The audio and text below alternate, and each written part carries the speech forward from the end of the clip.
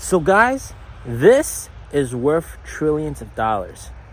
Where am I? Well, I'm at a highway swap station. This is on some of the major highways. This one in particular is from Beijing to Shanghai, and NIO has these swap stations all along the route.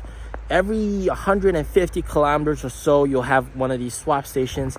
They're pretty much automated, but you do have a worker that helps out with some mishaps and stuff like that.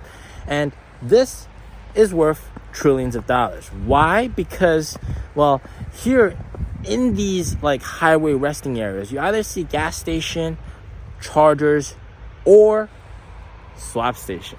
So this means that NIO swapping is already accepted as one of the major ways to replenish power. And it's pretty much, this right now is exclusive for NIO.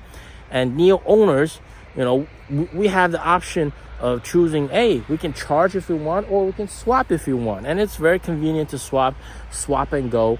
And in the future, if you think about the future, this is the better solution, the EV world equivalent of gas stations, because getting gas is quite convenient. 5 minutes and you're done. This same 5 minutes and you're done. Whereas charging, you gotta charge for 40 minutes to an hour, and then if you line up, man, that's gonna take you 3-4 hours. And then also if there's people charging next to you, your output is reduced. So that really just affects your time. And what you're seeing is a lot of people, they don't even dare take an EV for long distance road trips. They only drive their EVs in the major city and not for road trips. So this is going to be replacing gasoline stations in the future. This is the gasoline station equivalent in the EV world. And this, with those partnerships and everything, man, right? Imagine this, a BYD car that can do battery swap, Geely, Chang'an, all those cars that can do battery swap, a Chery car that can do battery swap. Wow, how crazy is that? So this is gonna be like gas stations in the future. But you guys might be thinking, hey, Mr. P, isn't that a monopoly? Isn't that like bad? Isn't the government gonna crack down on this?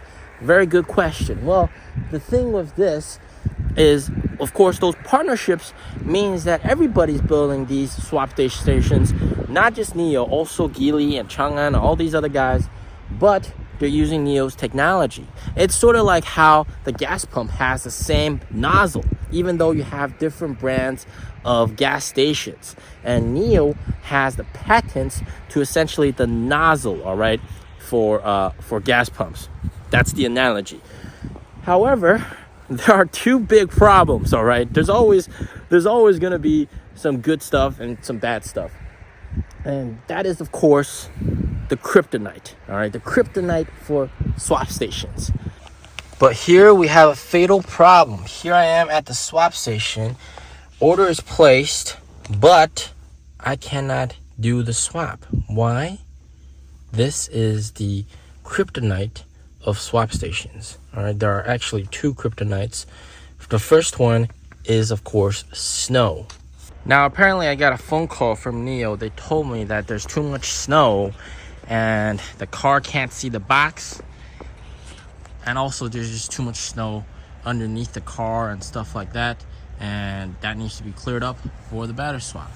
And guys, 2 years ago when I had a lot of snow underneath my car, I did get stuck in a swap station for 40 minutes. The battery was unfortunately frozen onto the car, so it is unfortunately a problem. And well, it doesn't really occur that often. I've swapped like 150 times, and it only happens like this is the second time where I've had a hiccup with battery swap. And I guess it's understandable. There's a lot of snow underneath the car, so it's probably blocking some sensors and stuff. So that's absolutely fine and understandable, all right? Yes, unfortunately, sometimes it might not work, but that's only like 1 in 200 chance that it doesn't work because of snow or mud or that kind of stuff blocking the sensors, etc. But most of the time it does work. Now, what is the second kryptonite? Well, the second kryptonite is the fact that, well, I guess this is a kryptonite for everybody, all right? These swap stations are placed here on rented land, okay? And these rented land has a lease term period. So 7 to 10 years is what I'm told that they're going for. And if it doesn't get at least, if they can't secure at least 7 years, they're not going to put a swap station there. But this also means that by that time, 7 or 10 years later, two things could happen. They might renew the lease, or whoever owns this land, aka the government, or this land, definitely the government, but private owners might say, hey, we want to hike up the price of the rent. You can either take it or leave it. That happens all the time, everywhere.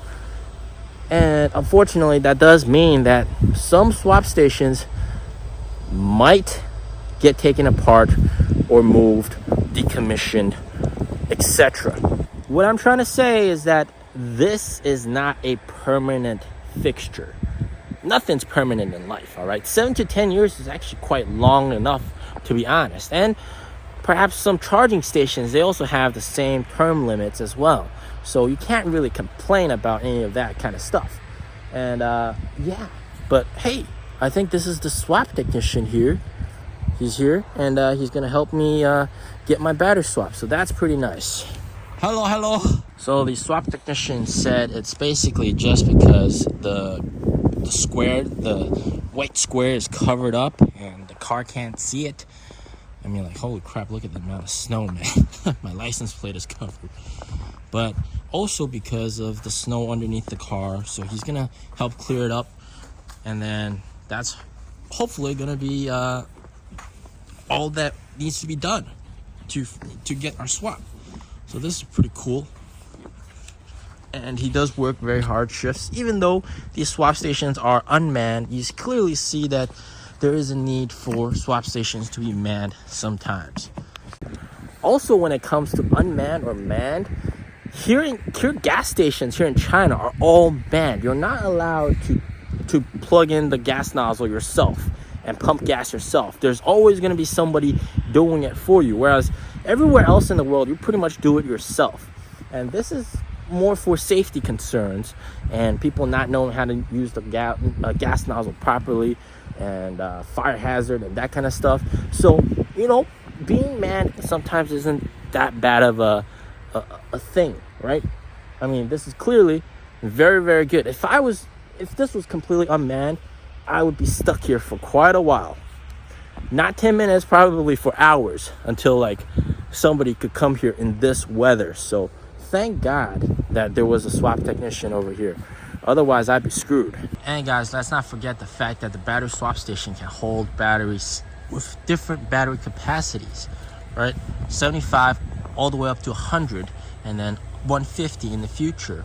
So at any time, you could just come here and upgrade your battery at will, right? As easy as that. And with all the other guys, all the other EVs, you can also upgrade your battery in the future. So this is some crazy stuff. All right, this is some crazy stuff. This is way next level. And of course, this, there's so many of these on the highways. Eventually, that's gonna replace gas stations. Charging, not so much, but this is the better equivalent of gas stations in the future, in the EV age. And you see him taking good care of the swap station. Absolutely incredible, man. Absolutely incredible. Getting rid of the snow that came off of the car, and then he's gonna swap it manually, like one of the Gen 1 swap stations. Back it into the station, and then click a few things on the tablet, and then be done with the swap. So this is pretty cool.